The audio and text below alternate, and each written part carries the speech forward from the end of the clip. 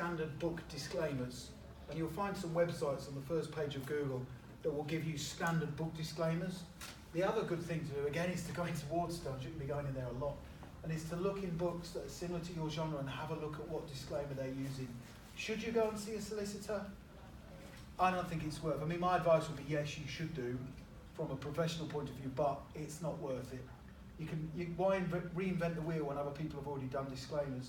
With regards to insurance, I use the Federation of Small Businesses, FSB, so I can get insurance for about £90 a year, which covers me for all legal aspects, and I also get the opportunity to speak to solicitors on the phone as well, which is important for me in my publishing company. You might also decide to look up the Society of Authors, and I believe their website is societyofauthors.org. I think that's the correct website address. They also offer insurance as well.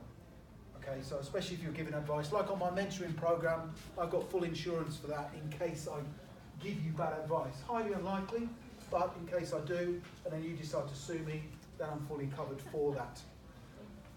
Okay, so I talked about my book writing and publishing action plan earlier on, and these are the different stages that you go through. Just to recap, you research the book genres. Those are the BISAC codes on Amazon. Carry out your research, use that book ideas generation form that I gave you. Have a look online, the newspapers, the media. We're going to have a look at what I mean by competition and weaknesses in a second. We're going to determine whether the book sells by using the Google Keyword Planner tool. Come up with your title and the strapline for your book. Start writing the content using your Word document and the template. Think about getting your book put on pre-order. So we're going to set targets, don't forget. You're going to put them in your diary to make sure that you're accountable and you make continued progress. A minimum of 3 pages a day. Think about your book cover design, your ISBN and your barcode. Then get the content proofread, edited, typeset, converted to Kindle, set up your Amazon accounts, go through the Waterstones process and book promotion, and then repeat the process. And it seems like a huge amount that you've got to go through when you look at it in one go, but it's not. And once you get used to it, it becomes quite addictive, if you like. I mean, I love going through the process, and there's a great feeling of taking a book idea, getting your book to market and getting it to bestseller. It's a great achievement, and you get your book finished. Okay, so I mentioned about the competition and weaknesses part. Let's say you go online, you come up with an idea, and you find that somebody else has already done the idea for your book, either the same or a similar title. What do you do?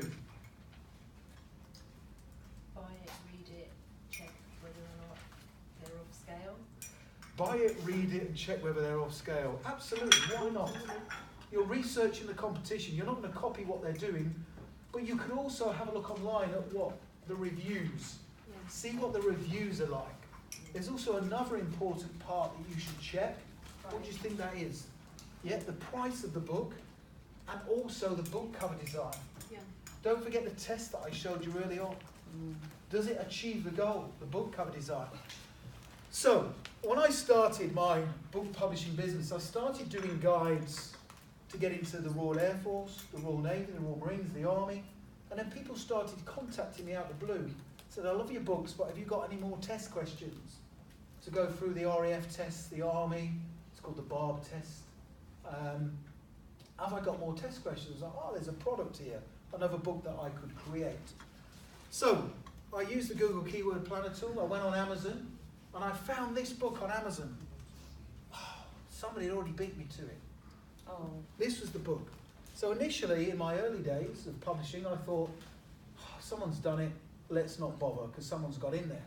But because we are effectively entrepreneurs as authors, we have a can-do mindset. So we have a look at this and we think, can we go in and compete?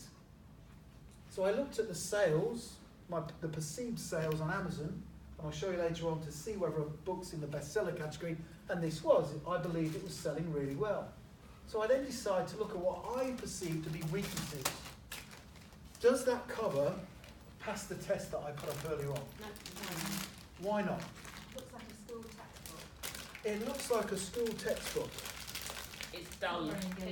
It's not very engaging. It's dull. It doesn't necessarily say armed forces. Just Yeah, so it doesn't do what it says on the tin. Some blue would be good in that. Okay, some blue for maybe the RAF, so we might go for different colours. Personally, I didn't like the penknife. No, it's the whole. also the title, it was called Practice Test for the Armed Forces. It's in small letters. It is small. Bigger. The brand name is too big. Now don't get me wrong, I'm not saying this book isn't any good. It was good and it was selling really well. But could I compete with that and improve? Yeah. I felt I could. So I went to the Google Keyword Planner tool to have a look at how many people were searching for that. And I also thought to myself, what would I search for? I'd search for something different. I wouldn't type in Google or Amazon, practice test for the armed forces. I would type in something different. Practice test for the armed forces, nobody was searching for that at the time. However, nearly 15,000 people were searching for armed forces tests. What would you call your version of the book?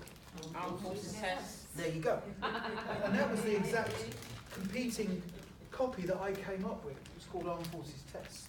Now at the time, we had a Labour government and they were recruiting like hotcakes and it was just flying out the door. It was selling really well.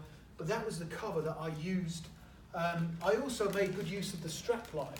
So it's called Armed Forces Test and then sample test questions for the RAF, Royal Navy and the Army. So I was getting those key words into the strapline. And now when I say to you, do you know what that book's about? You do straight away. You'll also see that I deliberately chose a larger textbook format, a technical format, as opposed to the smaller A5 size.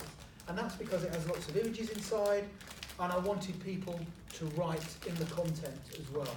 Okay, so that was the process that I went through, but also, so I made it longer. I added 50 pages compared to theirs. I provided more questions, I improved, in my opinion, the front cover of the book, but I also increased the price by £5. 2 words, perceived value. For me, I was putting it out there, I was confident in my content, it was good, and therefore I wanted to charge more for it. Because in my mind, people would buy that and they would also buy the other copy as well. But I would actually make more money from it. So, I spoke about typesetting earlier on. Now, typesetting comes at the stage when you finish your content, and you've got your content finished, it's in a Word document and it's ready to go. An important tip, don't send your book off to be typeset until it is 100% complete. If you get your book typeset and it's ready for print, and then you go back to the typeset and say, oh, can you just change these words on this page? Can you take out this chapter? They'll charge you for it and it'll end up costing you a lot more. So make sure you are 100% happy with your content, and then you send the Word document off to be typeset.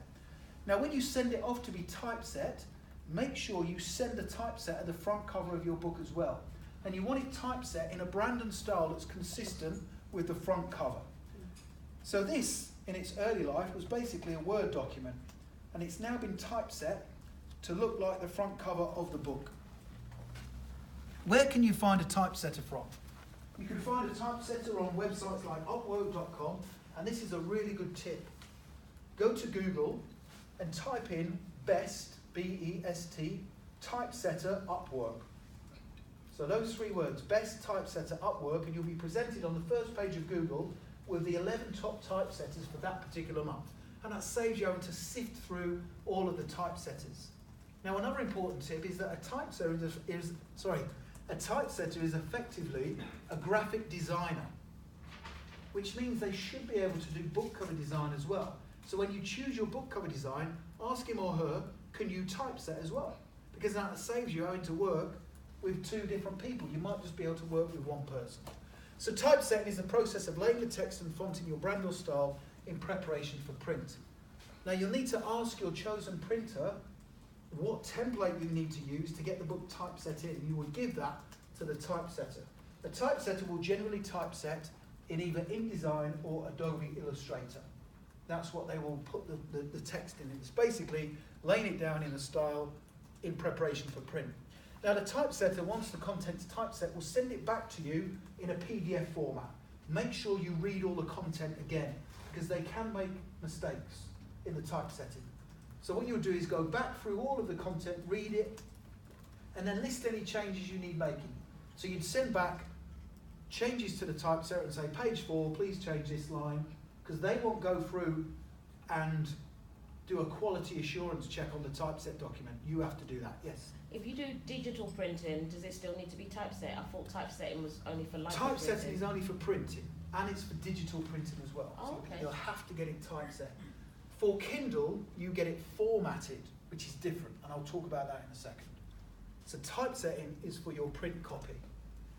Now, book cover designs, I've done a little bit on this morning, but let's just put up a few examples and you can tell me what you think of these covers. What do you think? Oh, sorry, before I come on to that, I'm going to cover some quick tips. First of all, don't get emotionally attached to the design. What do I mean by that? Exactly that.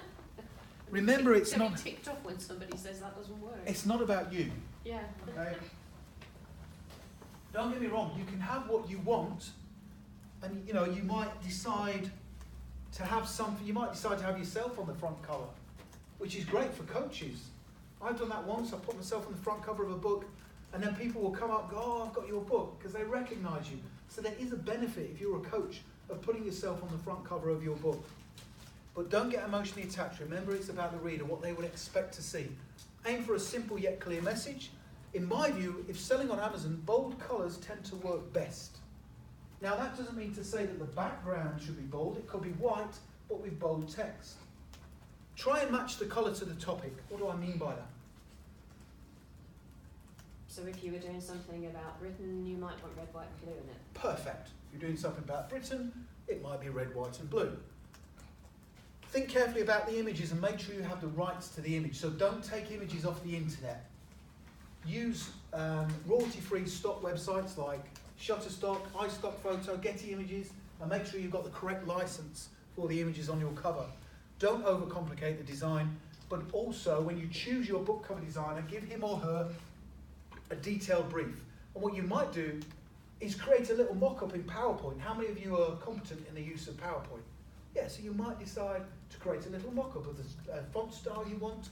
What we tend to do, so if you worked with me, you'd come for a consultation and I would ask you what you want from your cover and I would advise you accordingly. But I would get loads of information from you about your cover and then I would get 3 designs created for you. Because generally with one of them I will hit the spot. So you'll go, yeah, that's the one, really like that, or you make a couple of changes to it. The problem when you just get one design done is that you're only left with one design. Whereas if you ask for 3 designs based on the similar theme, it will give you different ideas and different takes of what the design can look like. Another thing when you contact your designer is to give him or her links to books on Amazon that you like the look and feel of. Don't copy their designs, but say, I actually like this style. I like the font style. I like the colours that are used on this cover.